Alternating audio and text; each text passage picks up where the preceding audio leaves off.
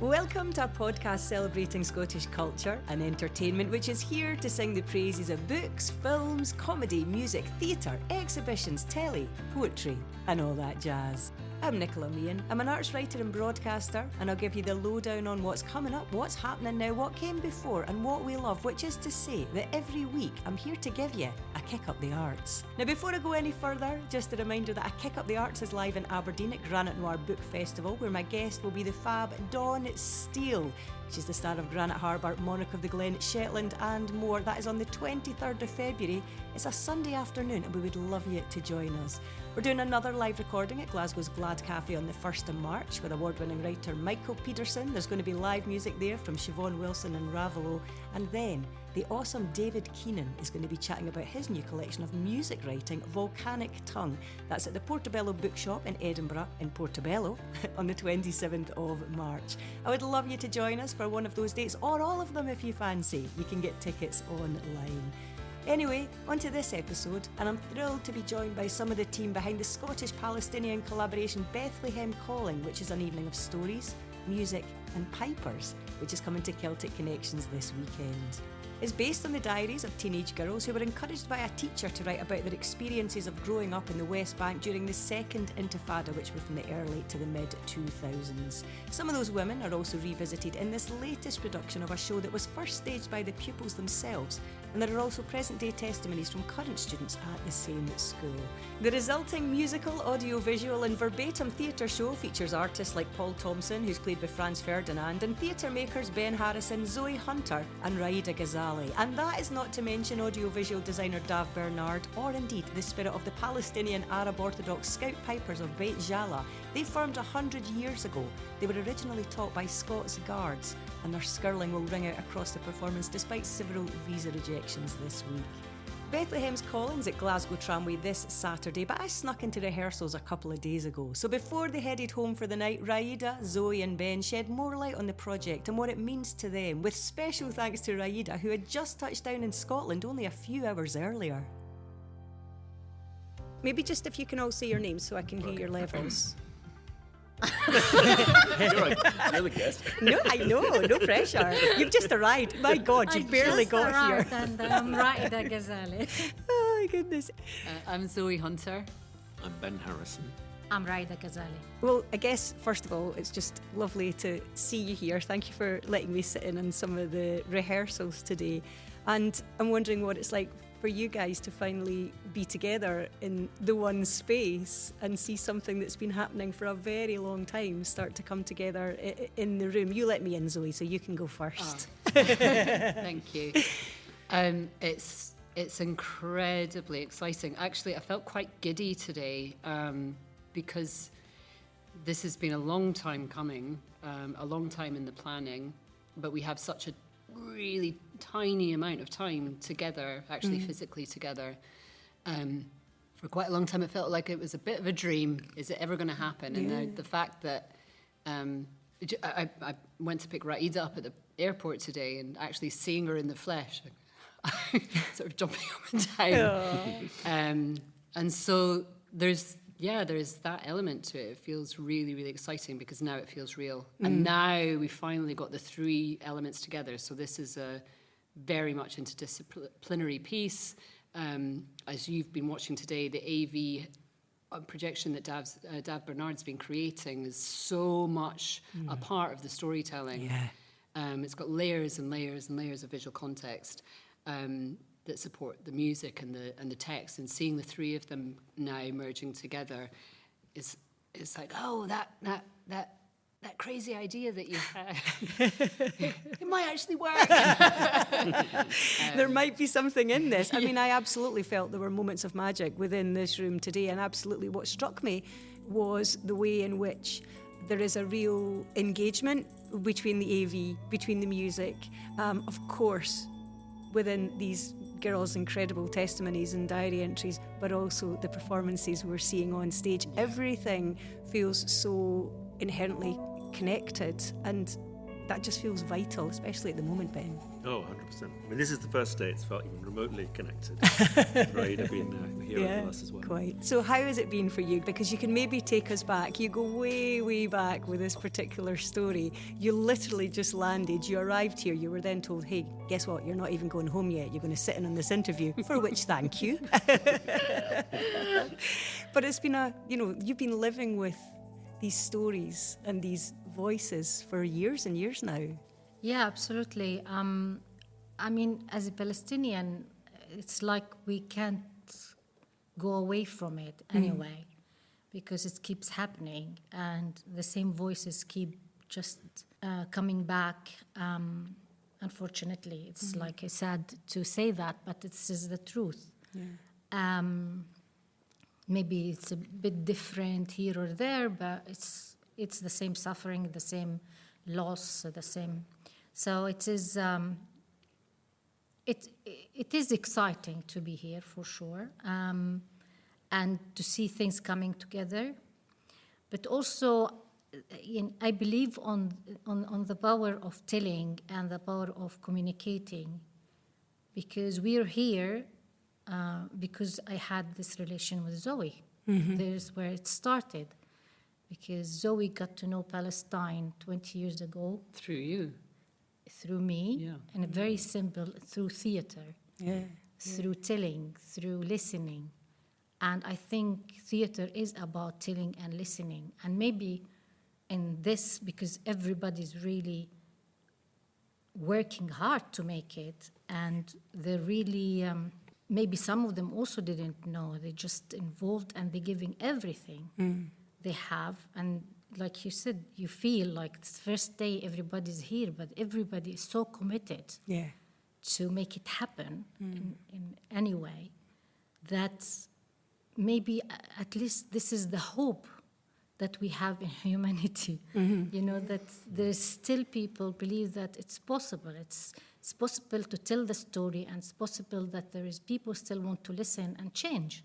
And this is the hope of this this event. Yeah, absolutely. And yeah, Zoe, you go way back with these stories, these diary entries. You have inhabited some of these voices as a performer in the past. Maybe tell us a bit about the way in which this has stayed with you. So, 20 years ago, we more now, actually.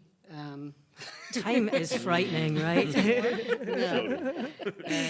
We were studying, Raida and I were studying together at Central School of Speech and Drama in London, and she brought the diaries with her, and I can't remember whether you made an open invitation to anybody who was interested, or if you approached me. I like to think that you approached me, but I'm not sure that's true.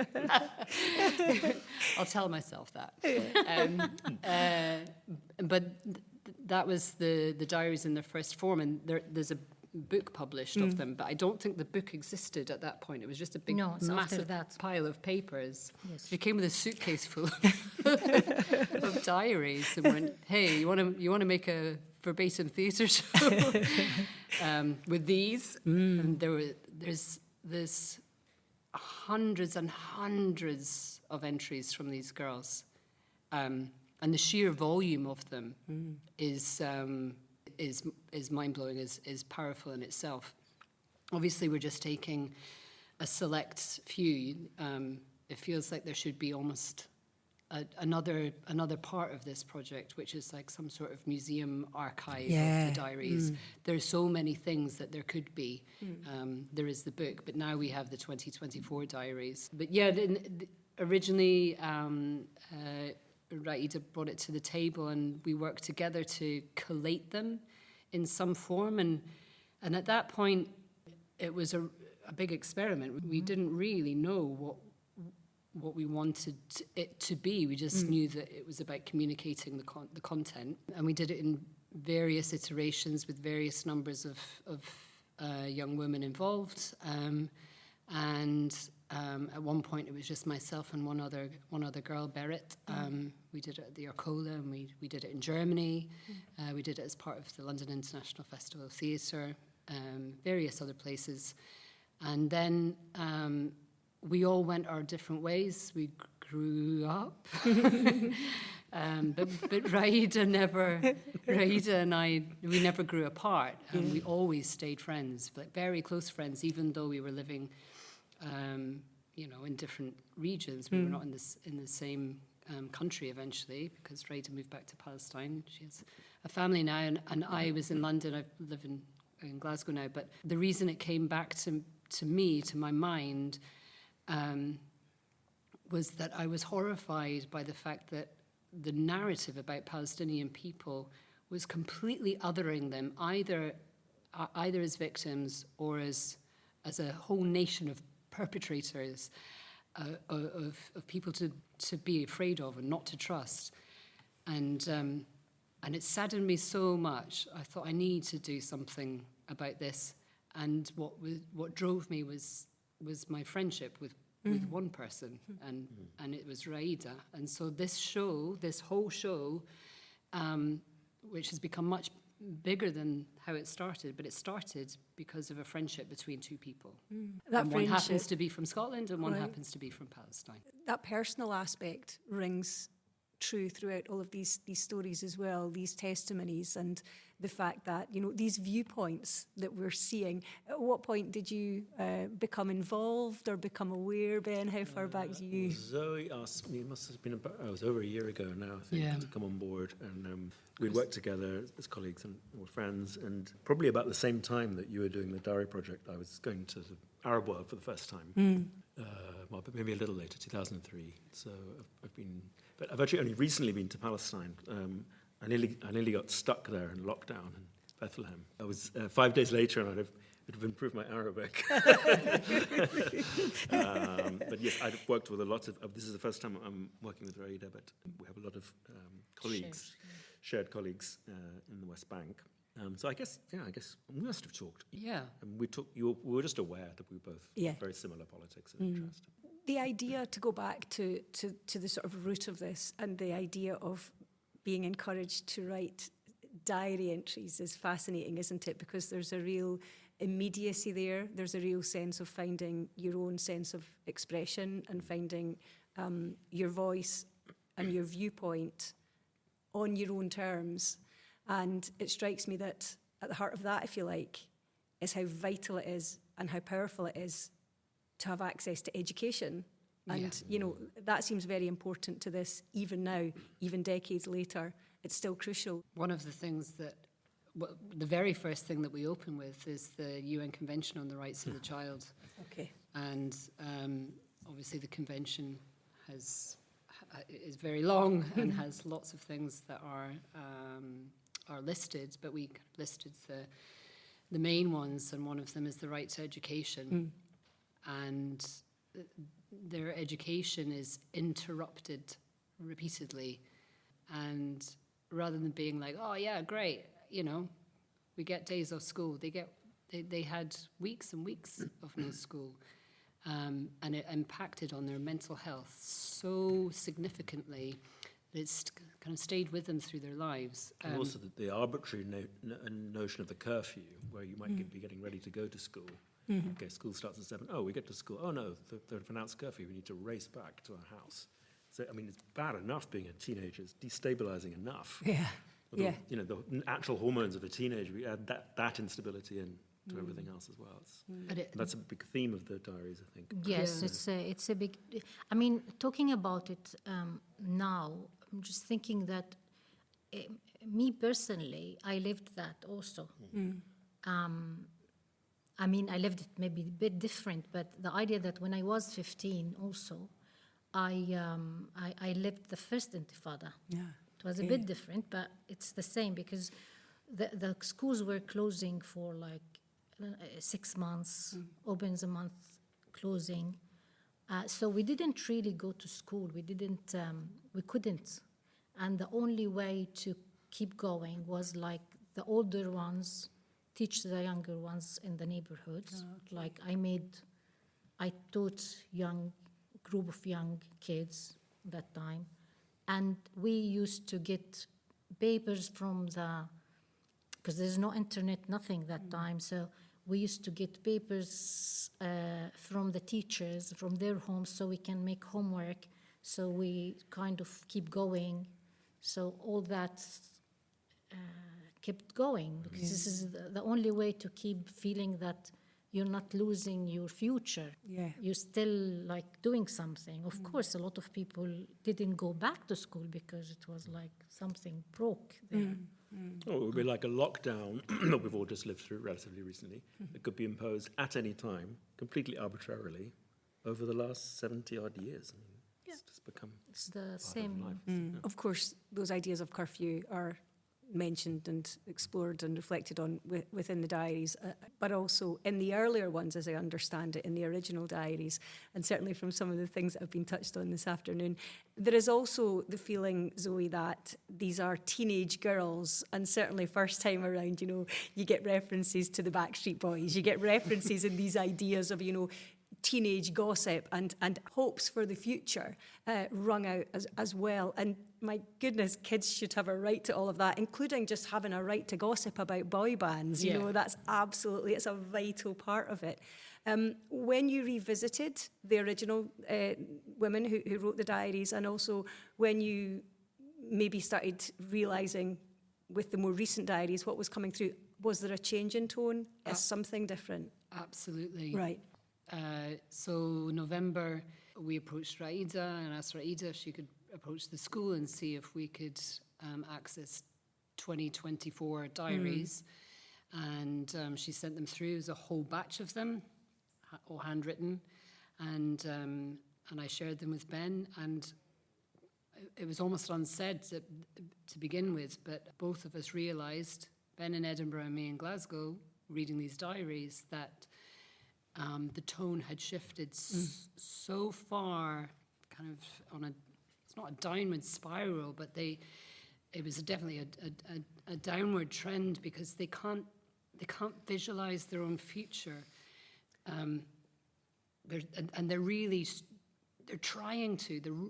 The ones from the early noughties, they were dealing with the Intifada, but there was no question. They saw their future. They had hopes and dreams.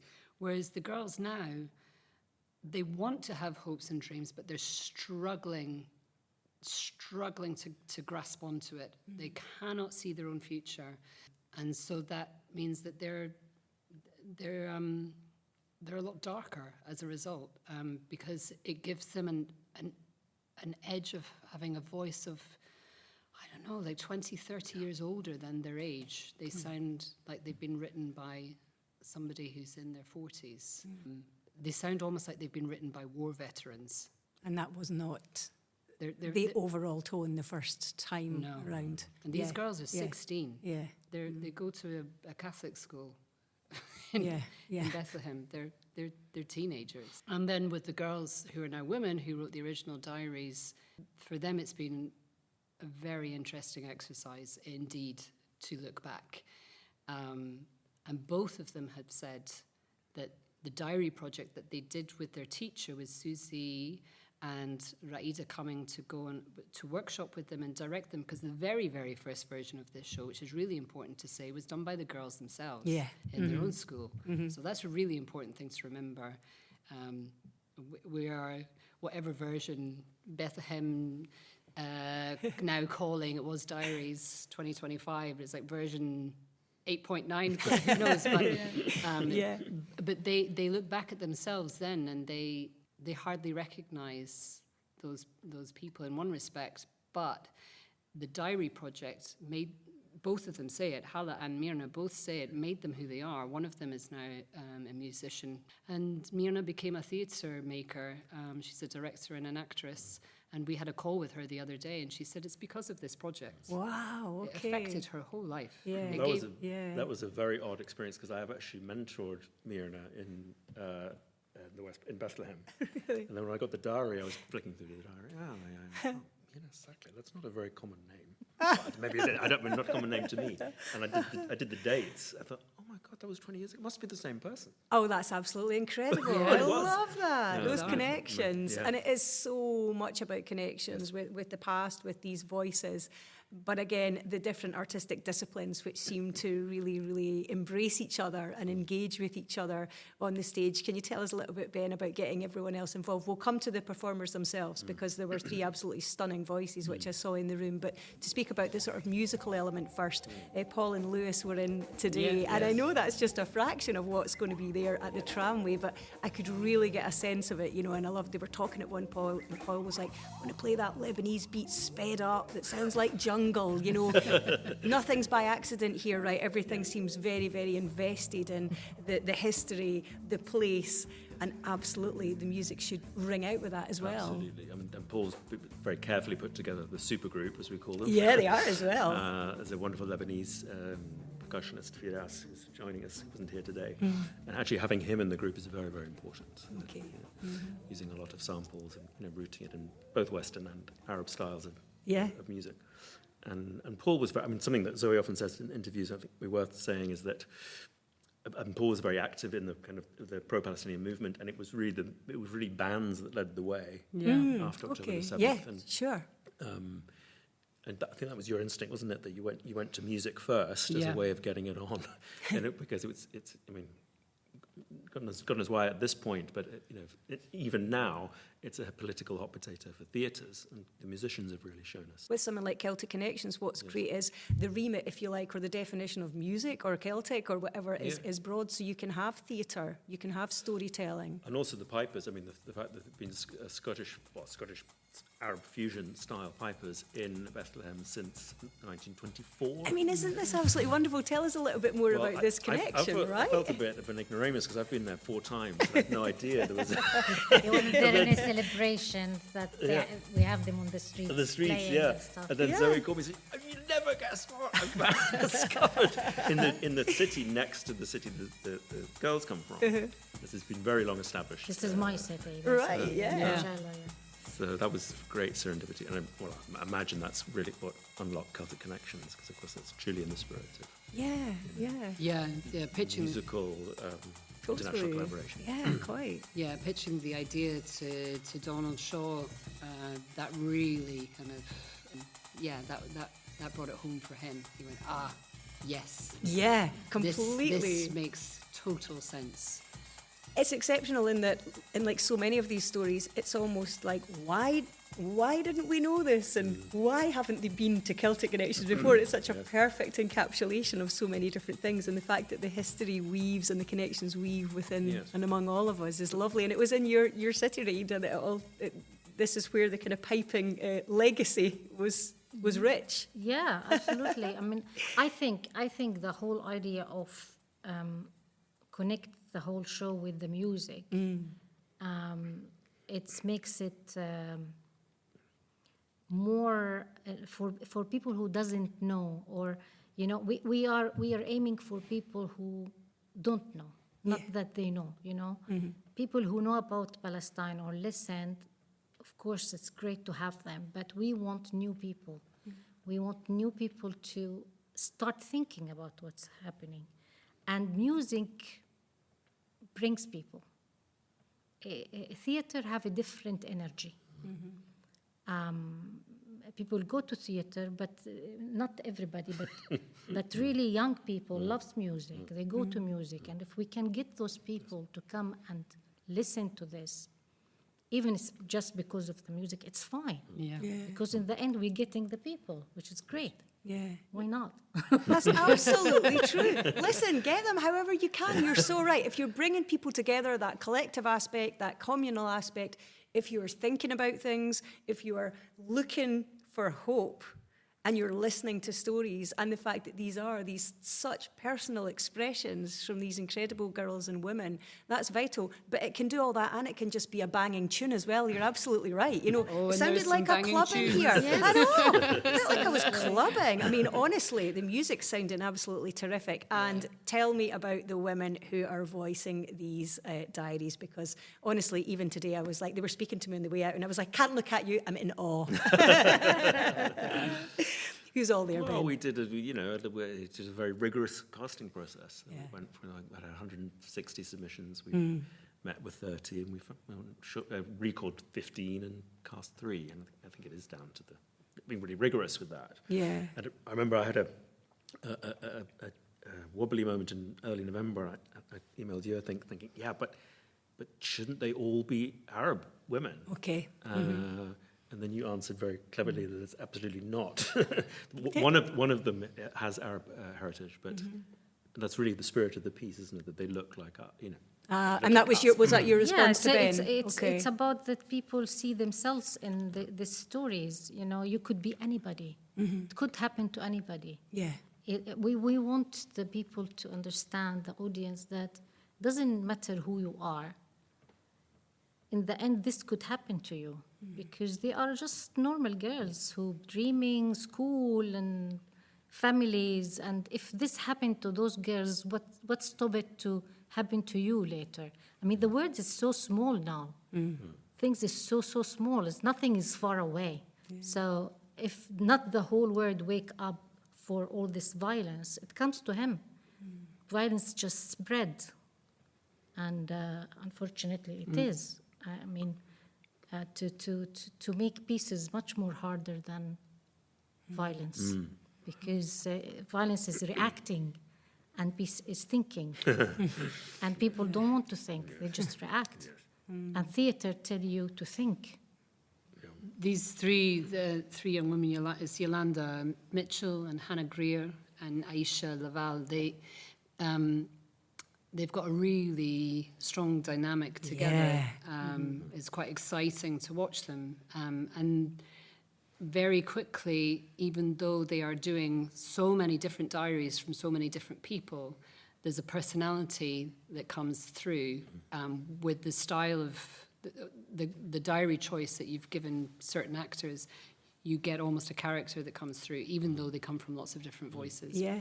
Partly because it's one person delivering it. And these personalities that are kind of a version of their own personalities to a little extent have become more sort of potent and effervescent, and they're kind of really, they're really kind of, is it nailing the mast? I can't remember the phrase. Yeah, nailing the colours to the mast. Thank you, nailing the colours to the mast. And I think that's what will make people really listen. And also they're taking ownership of them, of the diaries. Yeah. Also the idea of friendship, I think, feels really resonant even within the characters. So there's a real warmth there. And we should say, I was finding it very entertaining as well. I loved listening to them. I loved seeing their interactions. I loved the physical element of what they were doing. There's friendship. There are moments of warmth and humour. And that's all vital, Ben, isn't it? Because it's like you said, we want to come in, we want to engage, but we can enjoy it as well. That's okay. That's absolutely fine to do that. That's the narrative. Most people don't know that Bethlehem's in Palestine. Most people don't know there's a huge Christian community there. The narrative we get fed is that they are all terrorists. So it's vital that we have, that we present very fully rounded characters, just like any other teenager in any country. Just teenage girls. Well, that's so absolutely true. And those feelings and thoughts and dramas, they should be allowed to have the teenage dramas. We want to get back to the boy bands sometime, right? It's okay. This is what they should have. They should have the normal life, which interrupted all the time. That's what we're showing, that they have those moments, but they're always interrupted. They can't really live their teenage time. Children can't live their childhood.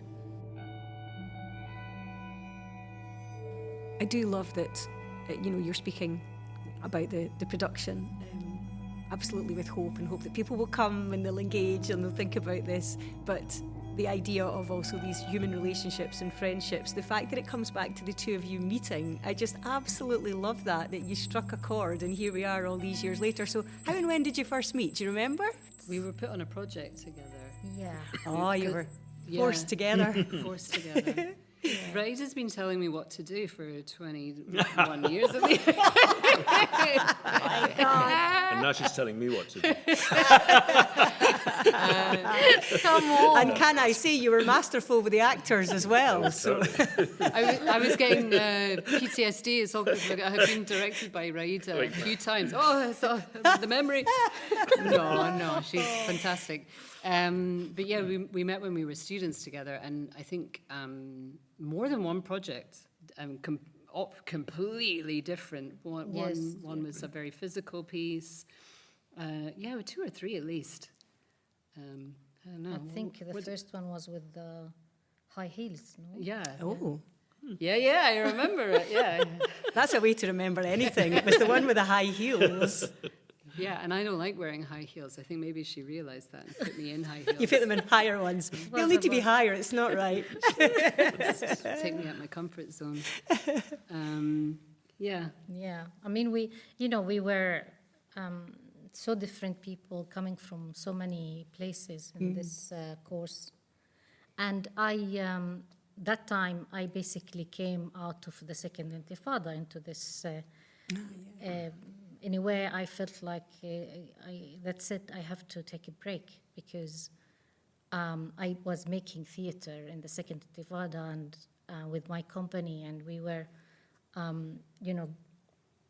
was going out in the curfew because I was fed up with not moving, and I decided I don't care, and I started going out with my car and picking up the company one by one, take them to the space, go back to another one, take him to the space.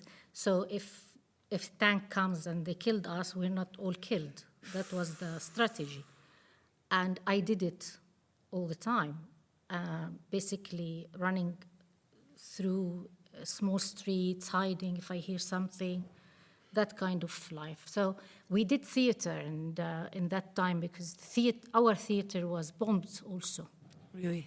And we had to do theater in the streets. We decided when the curfew stops, we just go into the street and work for the kids. So I lived all this kind of details that I got to a point that I'm exhausted. So I decided I have to go out. And was the idea that I'm going out, I'll just do a master degree.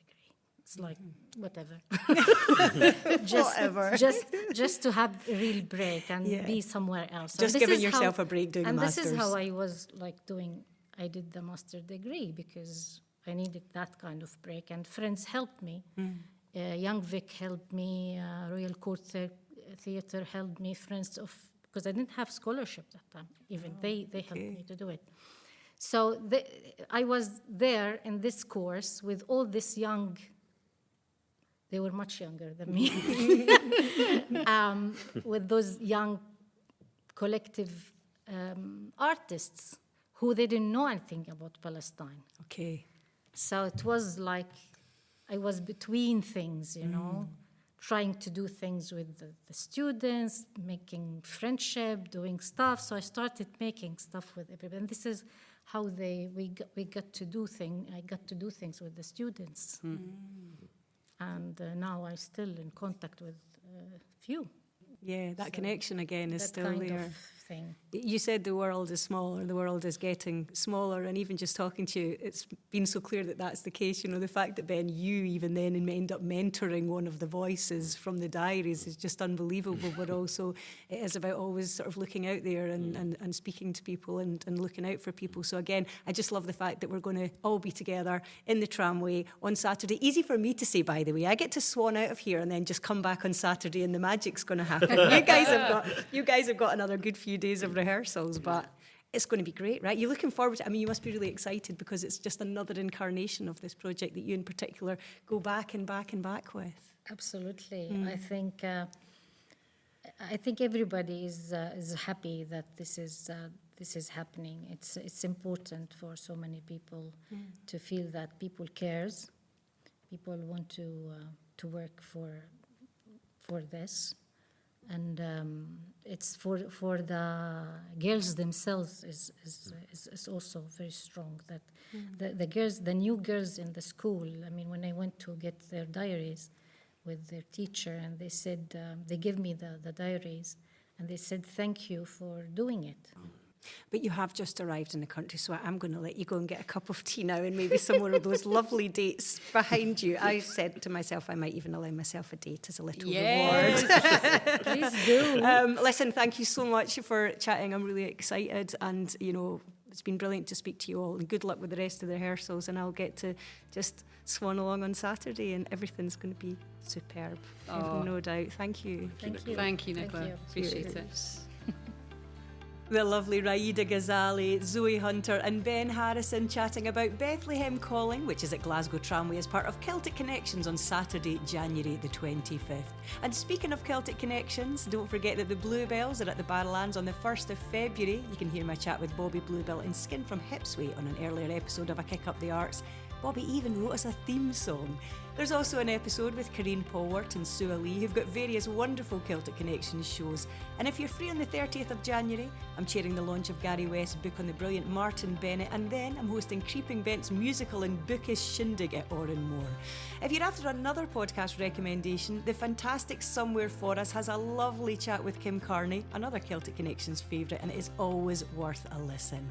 Thank you, as ever, for listening. Remember to get your tickets for A Kick Up the Arts live in Aberdeen, Glasgow or Edinburgh if you fancy. And I would love to hear from you as well. If you're on social media, get in touch, or you can email me. It's nicola@akickupthearts.org. Bye for now.